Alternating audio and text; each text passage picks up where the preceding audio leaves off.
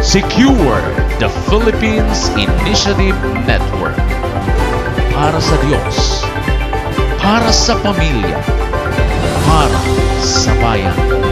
Spin Media, nakatuon sa paghahatid ng mga positibong balita sa loob at labas ng ating bansa. Spin!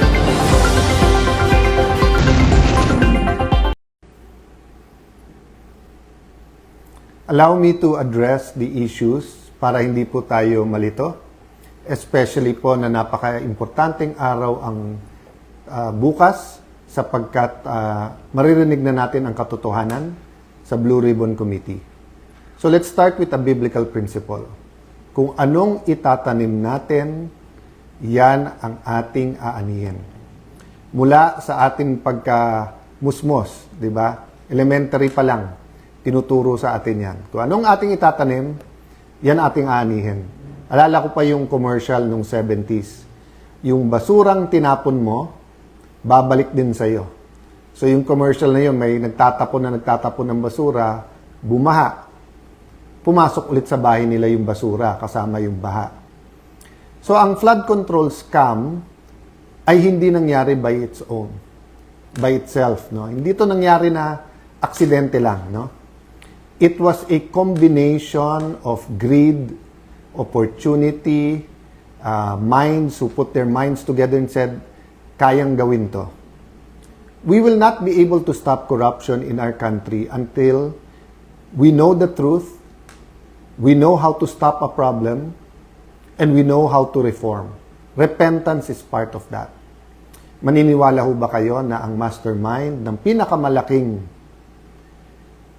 corruption scam sa buong history ng Pilipinas ay panay oposisyon ang gumawa?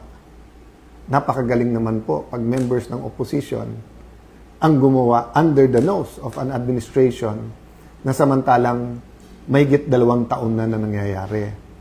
So, we started, the majority and as Senate President, we started diplomacy po talaga. Wanted to work together. Number 1 priority is the economy.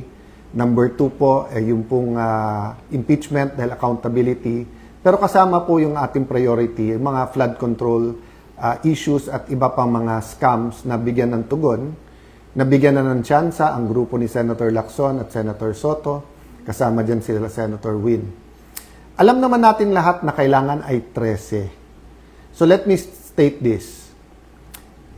Malacanang backing the move of the senators today and the other groups backing them, they will say anything and do anything to bend the law and basically susunugin na yung ating konstitusyon.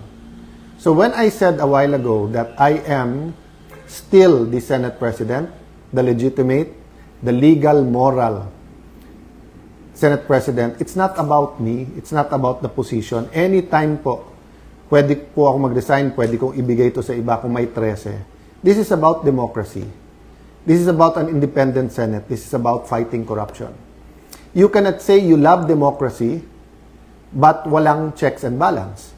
Hindi pwedeng sabihin you love democracy, pero pag mali yung numero, invento na lang po tayo.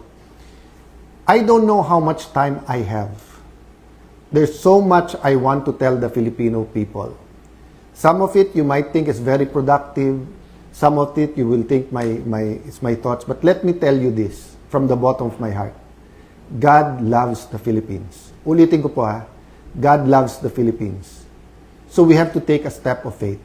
Sabi sa book of James, faith without action is dead. Patay ho ba ang ating paniniwala at pananampalataya? Kung mahal natin ang Pilipinas, we have to do something about it. Why do I say this? Well, first, the Senate. 12, may quorum, samantalang malinaw sa Constitution, 13. Yung case na sinasabi nila, iba, continuing po yun. Nag-umpisa silang may quorum, umalis yung iba. Ito po, kahit saan nyo pong tignan, sa Constitution, mali. Sa rules po ng Senate, kailangan yung presiding officer, yung Senate President, kung hindi, yung Senate President Pro Tem, kung hindi, yung Majority Leader or yung Assistant Majority Leader. Wala po doon. na nagsasabi kahit win ang pangalan mo, hindi po win yon. Wala po sa rules yon. Wala po yung 12. Alam po nung lahat yon. Pero ipalagay na po natin, yan ang theory nila at pagpipilitan nila. Siguro po kung Senado lang ang problema, then tuloy ang buhay natin. You know, life is so complicated. Existence in the Philippines is so hard that etong politika para sa politiko lang. But what happens to the impeachment? So sa impeachment ho ba ngayon, mag-aaresto ng 2, 4 pa? Para pag sinabi nilang 22, pwede ng 12. So pag 20 na lang o 18, pag 18 na tira, 12 na lang pwede mag-convict. At pagkatapos, paano pagka constitutional change na ang gagawin? At ayaw rin pumayag ng ibang senador. Ikukulong na rin po ba? Malinaw na malinaw po ang konstitusyon at rules po ng Senado. You cannot declare all positions vacant with a number of 12. You cannot even hold the session because walang quorum. Assuming may quorum, you need 12 to remove a Senate President, and then you need 13 to remove a Senate President. Okay? Lilinawin ko po ha. You need 12 for any position below the Senate President pro tem. So, kahit anong chairmanship, majority actually pwede na. Kaya kahit 11 all, pag nawala yung isa, 10, 11, masusunod na yung 11. But for Senate President, for quorum, and for Senate President pro temp, you need 13. No? So, ilalaban po natin to, hindi dahil nilalaban nyo ang Senate presidency ni Alan Cayetano. Hindi. Kung hindi dahil po, mahalaga sa atin ang 1987 Constitution. Dahil po, hindi ito isang pirasong papel lang. I'm issuing a memo to the Secretariat and to the Office of the Sergeant at Arms to keep the Senate open tomorrow. We will have the Blue Ribbon Committee.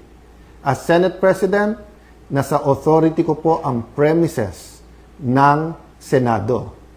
Do not padlock the Senate. Do not have an excuse na may rally. Parati naman may rally sa Senate. Do not tempt the Filipino people to come out in thousands, hundred thousands, and millions. We are not provoking a political crisis here. You are provoking a crisis. Sabi nila, trabaho yung issue. Pinalitan lang nila yung mga chairman, tapos in-adjourn din. Hindi rin naman pinatawag yung CA para sa mga general. Hindi rin naman tinuloy yung bill sa sabi lang ospital at saka yung sa mga estudyante, hindi ba? So, kitang-kita po kung ano ang kanilang intensyon. Sabi po nila, I'll address myself to, pasensya na po kayo, to the Pink and Dilaw group. No? Di ba sabi nyo, paano naman yan, si Senator Marcoleta at si Senator Jinggoy? Bakit sila ang mga vice chairman?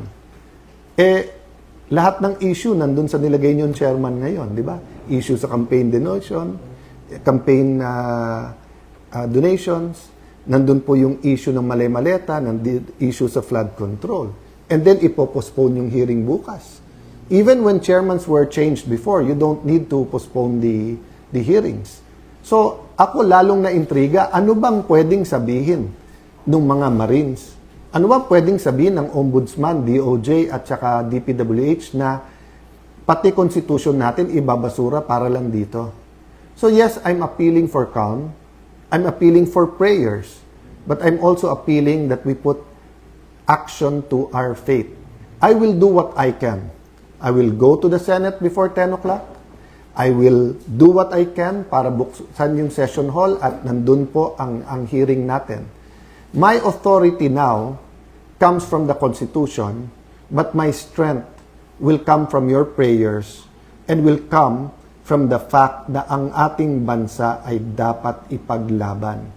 I still remember the day that my dad called us together at lumuluha siya at sinabi niyang mag-abroad na kayo because magkakagulo and we don't know what will happen. We may be arrested, we may be killed. That was either February 21 or February 22. I think it was 21, before that day. And we all hugged him and sabi namin, if you love your country, we love hindi ka namin iiwanan. So, malayo tayo sa crisis, mga kababayan. Malacanang, malayo tayo sa crisis. Why are we bringing it to a point of a political crisis na mahirap i-atras. The hearing is confined. So, yes, the notice of cancellation from the illegitimate, the illegitimate is not the committee.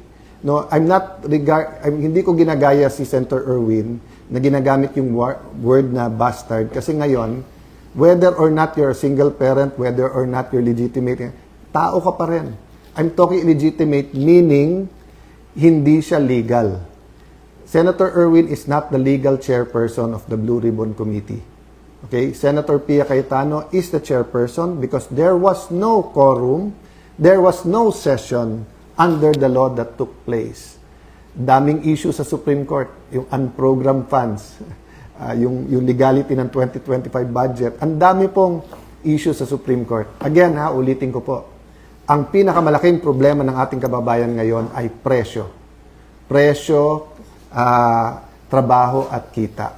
Dadagdagan pa ba natin? You have manufactured a crisis since May 11 by saying magulo kami. Then you come up with this solution, one day today, papunta sa SONA, when we were going to produce our economic plan, our plan against corruption, the hearings, and then the impeachment. So, I will rest my case there. As I told you, there's a lot of things I want to say, but if we love our country, pray for our country. If we love the Senate, I'm addressing myself sa mga empleyado ng Senate, I don't care yung mga binubulong sa akin dyan na, over the years, eto mga appointee ni Senator Drilon, eto mga appointee ni Senator Soto, etc.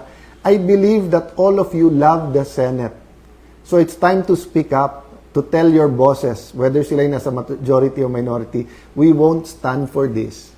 Because there's no difference of padlocking the Senate during martial law sa ginagawa ngayon na pinupunit, binubura, binabasura, sinusunog ang ating Philippine Constitution. Again po Alan Cayetano is not the issue here. My Senate presidency is not an issue there. I told you from the start, I'm the walking dead. Walking dead as Senate President. Ano ibig sabihin? Anytime yung hatol na tanggalin sa akin. But ang problema po, ine-escalate nila. So I really hope po that this is not about the impeachment, this is not about changing the Constitution. Nakakapagtaka po, yung pagka-execute, biglang sasabihin na ng House of Representatives na kinikilala si Senator Win, sinasabi na ng Malacanang. Diba? I mean, guys, res ipsa loquitur. Diba? I won't elaborate. Kayo na I won't use the words to describe what's coming now. Why? Because you are as intelligent as I am. You are as patriotic as I am. The question lang is, what are we going to do about it? Pray for us. Pray for Senator Marcoleta. Pray dun sa natira sa majority because paglalaban natin ang ating bansa. God bless you all. Good night po sa inyong lahat. Secure the Philippines Initiative Network. Para sa Diyos. Para sa pamilya. Para sa bayan.